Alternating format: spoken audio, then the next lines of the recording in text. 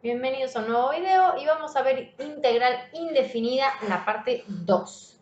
En el video anterior habíamos visto cómo resolver integrales inmediatas mediante la tabla de integrales y también habíamos visto propiedades y otra herramienta para resolver métodos de integración, donde habíamos empezado con el método de sustitución.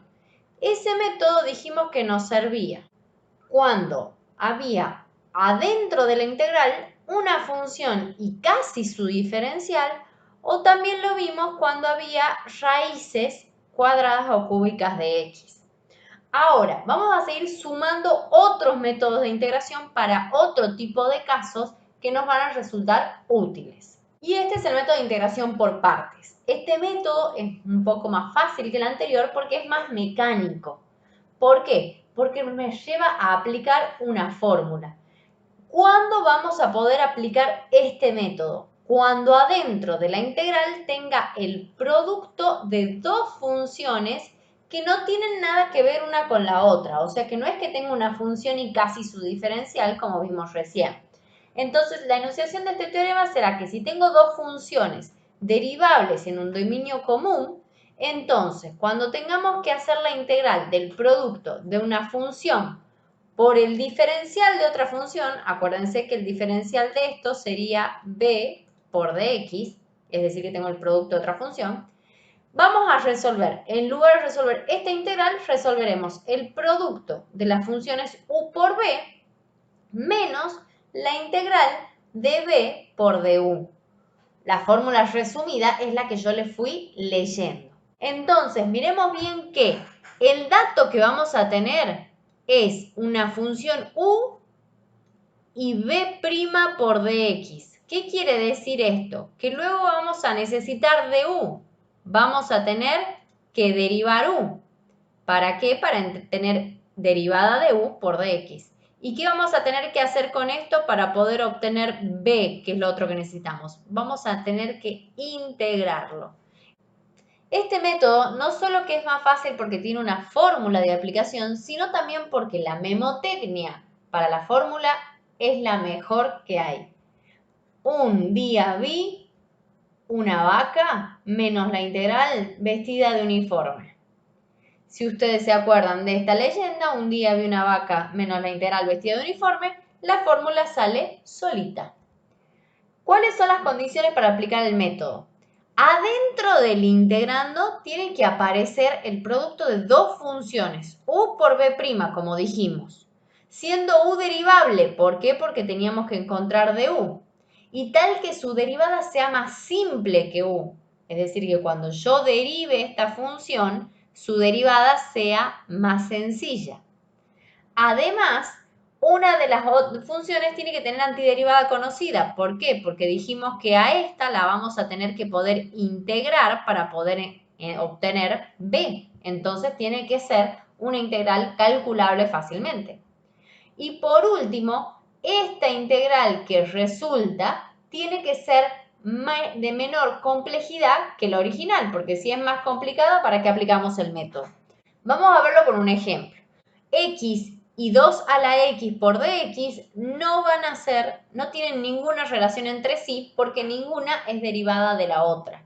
Entonces comienzo a mirar, ¿cuál de las dos se hace más sencilla cuando la derivo?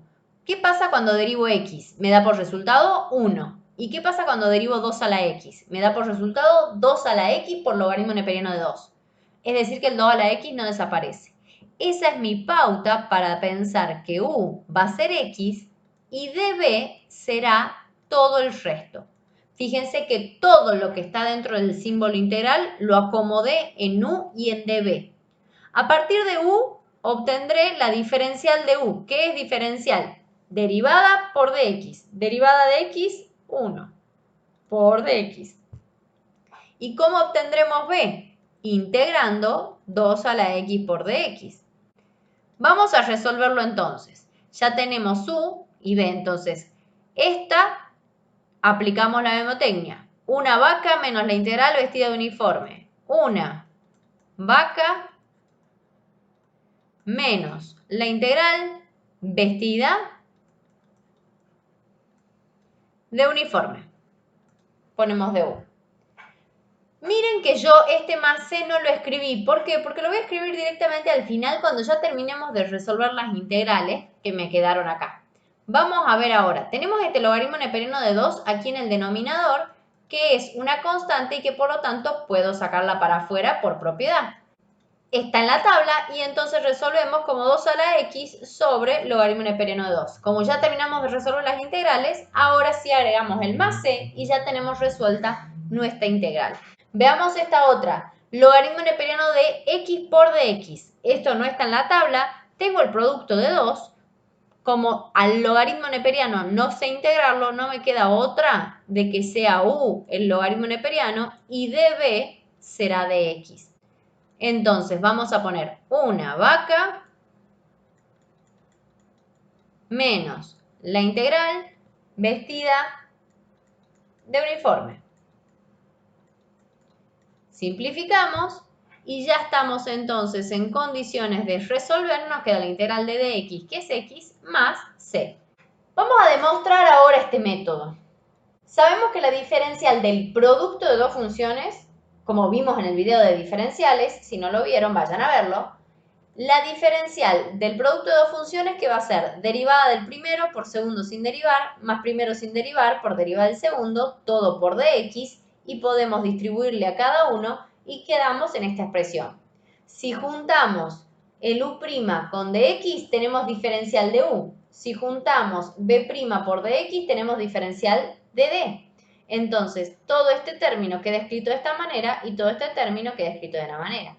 ¿A qué hemos llegado entonces? A que la diferencial de u por b es igual a u por db más b por du. Podríamos entonces escribir que u por db es igual a esta diferencial y si pasamos este término para el otro lado quedará restando. Lo que nos queda por hacer ahora es tomar integral en ambos miembros, aplicar ahora propiedades de integral, ya que aquí hay un signo menos, aplicamos propiedad de integral indefinida, repartimos esa integral y luego podemos aplicar la definición de antiderivada. Entonces se cancelan y nos queda u por b más k. Esta k da lo mismo ponerla aquí o agruparla directamente al final de la resolución de la integral y por eso es que desaparece. ¿Por qué? Porque volverá a aparecer la constante cuando resolvamos esta integral. Y ya hemos demostrado el método que queríamos demostrar debido a que esto de manera resumida es lo que ya conocemos como u por b menos la integral de b por du. Vamos a agregar ahora otro método más y el último método que tenemos para resolver integrales, que es el método de descomposición por fracciones simples. ¿Cuándo vamos a aplicar este método? Cuando adentro de la integral tengamos el cociente de dos polinomios.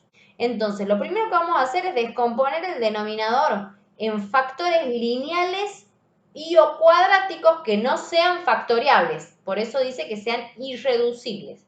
Entonces vamos a descomponer esto factoreando hasta factores primos.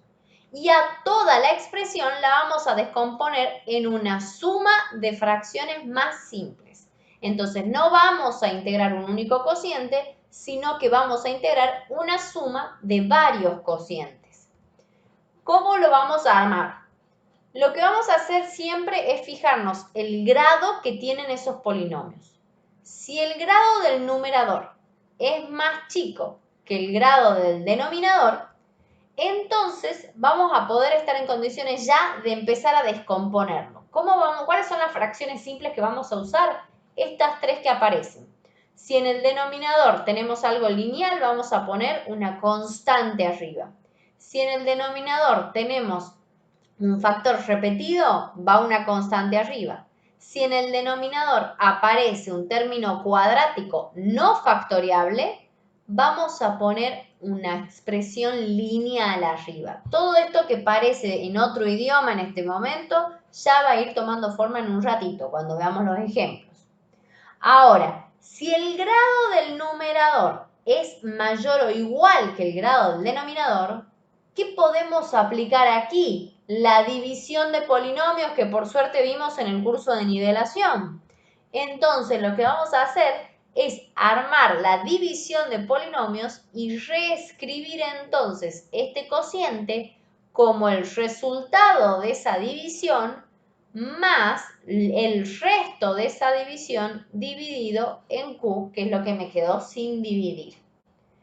Esto me va a dar una nueva fracción que va a tener ahora un grado menor que el denominador. Por lo tanto, no podremos seguir dividiendo. ¿Y qué vamos a hacer? Vamos entonces a volver al caso original.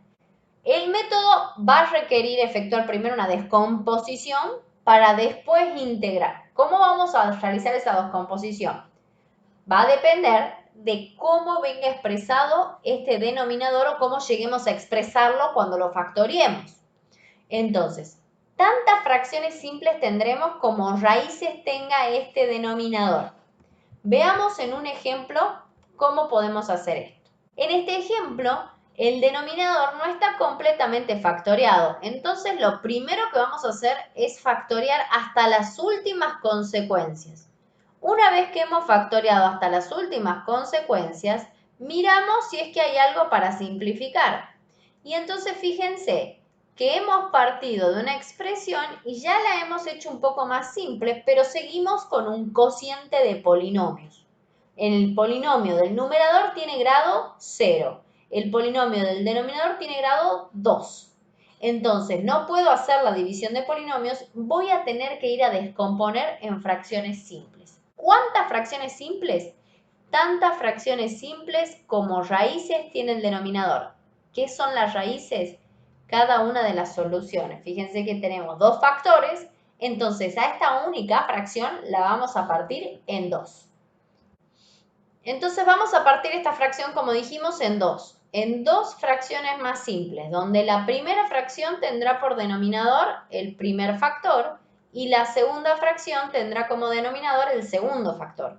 ¿Y qué vamos a poner arriba? Acá empiezan a aparecer esas fracciones simples que dijimos que parecía que hablábamos en otro idioma. Si había algo lineal abajo, pongo una constante arriba. Si hay algo lineal abajo, pongo una constante arriba, que como no sé cuánto vale, le pongo otra letra de manera tal que pueda valer otro número. Y entonces miremos, lo que vamos a hacer ahora para encontrar cuánto vale A y cuánto vale B, es volver a juntarlos, sacando denominador común. Por último, aplicamos propiedad distributiva y miremos qué nos fue quedando. Partimos de 1 sobre x más 3 y hemos llegado a toda esta expresión. Esto quiere decir que los denominadores ya son iguales. Para que se mantenga la igualdad entre estas dos expresiones, ahora los numeradores tienen que ser iguales. ¿Cómo vamos a hacer esa igualdad? A ver, veamos. ¿Quién está acompañando a la x en este lado? La a más la b. ¿Quién está acompañando a la x de este lado de la igualdad? Nadie. Entonces, si no hay ninguna x es porque ¿qué número la está acompañando? El 0. Eso quiere decir que a más b tiene que dar por resultado 0. Miremos un poco más ahora. En este lado, ¿quién no tiene x? 3a. Y en este lado, ¿quién no tiene x? El 1. Puedo encontrar entonces que a vale 1/3 y por lo tanto b vale menos 1/3. ¿Para qué hicimos todo esto? Porque ahora en lugar de integrar esta única fracción, vamos a integrar la fracción que se forma con a sobre x más b sobre x más 3. Reemplazado esta única fracción por dos fracciones más simples en las que podemos aplicar propiedades que vimos. 1 sobre x por dx está en la tabla y su resultado es logaritmo neperiano del valor absoluto de x. Y de este lado, como la diferencial de x más 3 es la misma que de x, esto ya está listo para integrar como logaritmo neperiano del valor absoluto de x más 3 y ya como terminamos de integrar, siempre agregamos más c. ¿Qué va a pasar ahora cuando tengamos raíces múltiples? Es decir, que abajo en el denominador aparezca algo que se repita. Por ejemplo, si tenemos en el denominador un número por algo elevado al cubo y por otra cosa, tenemos 3, 4 factores. Entonces, ¿cuántas fracciones vamos a tener?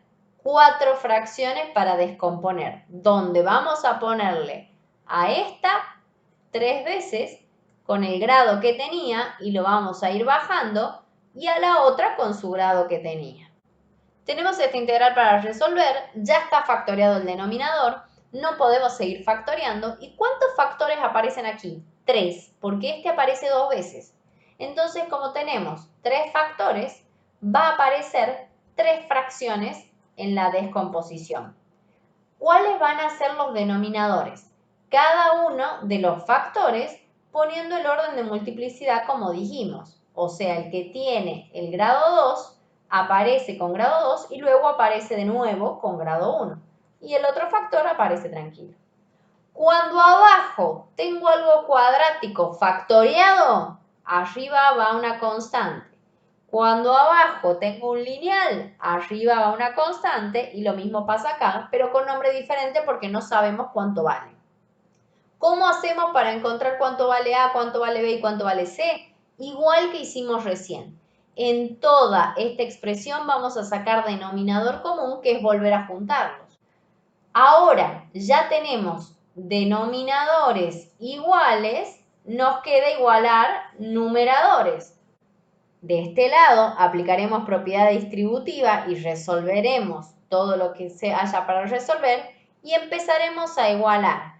Los que acompañan al x cuadrado serán igualados a 1, los que acompañen a x serán igualados a menos 1 y los que queden sin x serán igualados a 4.